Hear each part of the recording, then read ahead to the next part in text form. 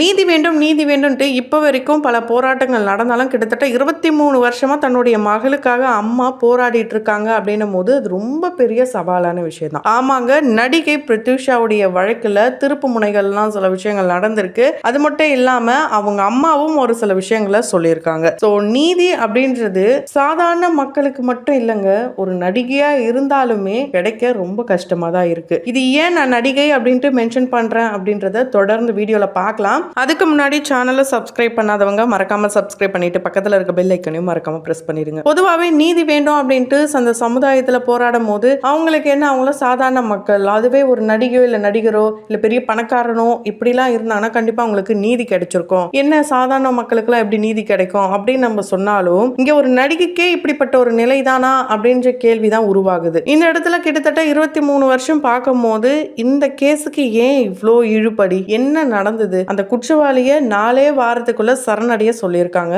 So என்ன நடந்ததுன்னு தொடர்ந்து வீடியோல பார்க்கலாம். பிரதீக்ஷா இவங்களை பத்தி நமக்கு தெரியாத விஷயங்களே இல்லை. ஏன்னா எல்லா பக்கத்துலயும் இவங்களை பத்தி தான் போட்டுட்டு இருக்காங்க. இவங்க ஒரு பீக் நடிகையா, அதாவது வளரும் அந்த ஒரு தருணத்திலேயே இவங்க காதல்ல விழ ஆரம்பிச்சிட்டாங்க. இவங்க படிக்கிற காலத்திலேயே சித்தார்த் ரெட்டி அப்படின்ட்டு இவங்களுடைய கிளாஸ்மேட் மேல லவ். இந்த லவ் உடனே இந்த பொண்ணு அவங்க அம்மா கிட்டேயும் சொல்றாங்க. அவங்க அம்மாவும் நீயும் இப்பதான் நடிக்க போயிருக்க, அவர் படிச்சிட்டு இருக்கான், அவனும் படிப்பை முடிக்கட்டும், நீனும் கொஞ்சம் மேல வா, 2 பேரும் சம்பாதிங்க, சம்பாதிக்கிற காலத்துல 2 பேரும் இதே மனநிலையில இருந்தீங்கன்னா கண்டிப்பா கூடிய சீக்கிரம் உங்களுக்கு மேரேஜ் பண்ணி வைக்கிறேன்ட்டு பொண்ணுடைய அம்மா, அதாவது பிரதீக்ஷாவுடைய அம்மா சொல்ல இத சித்தார்த் ரெட்டி கிட்டையும் இவங்களும் சொல்றாங்க.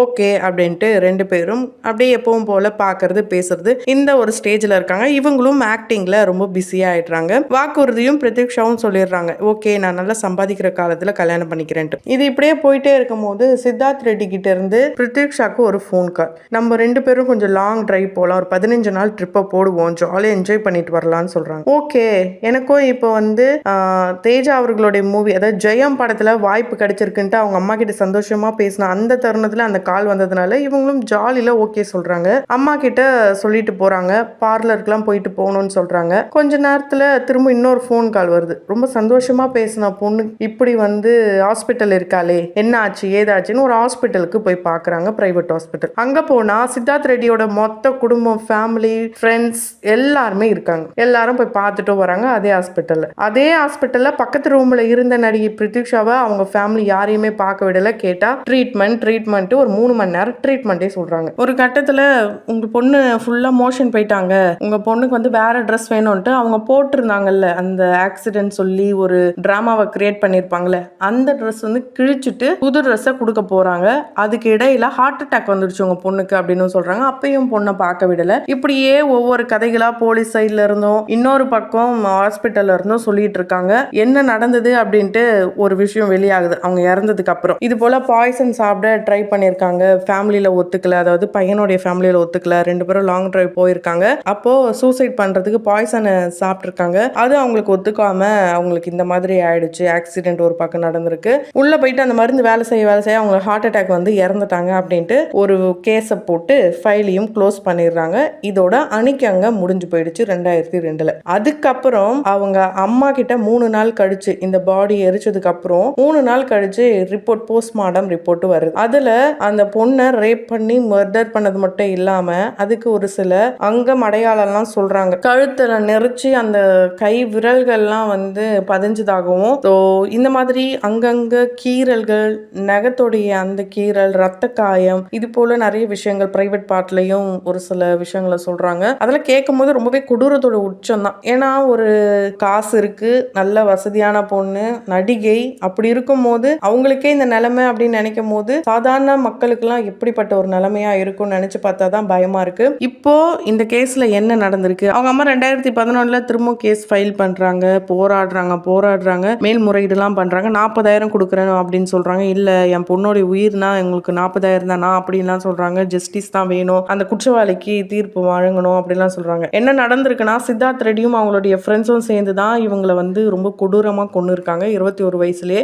இந்த மாதிரியான விஷயங்கள் தான் அந்த போலீஸ் சைட்ல இருந்து அதுக்கப்புறம் சொல்லப்படுது. இவ்வளவு விஷயங்கள் வெளியே வந்ததுக்கு அப்புறம் எதுக்காக இன்னும் அந்த குற்றவாளியை சும்மா விட்டுருக்காங்கன்னு தெரியல.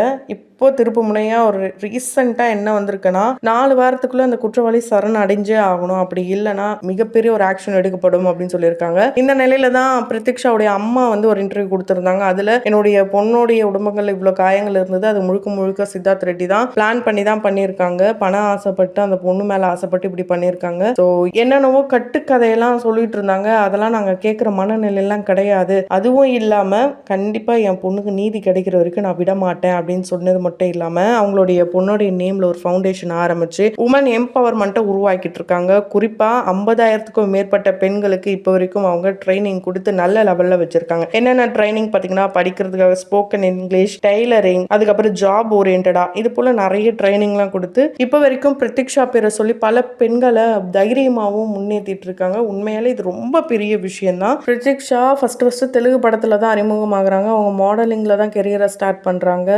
மிஸ் ஸ்மைலிங் குயின் அப்படின்னு பட்டத்தை வாங்கினதை தொடர்ந்து 1998 தெலுங்கு படத்தில் மோகன் பாபு படத்தில் நடிக்க ஒத்துக்கிறாங்க. இந்த படம் பார்த்தீங்கன்னா வள்ளல் படம், அதாவது சத்யராஜும் சங்கீதாவும் இவங்க 2 பேரும் அந்த அப்பா மகள் இந்த ஒரு காம்போல நடிச்சிருப்பாங்க. அதே படம் தான் இந்த படமும். அதை தொடர்ந்து இப்படி தமிழில் வராங்க.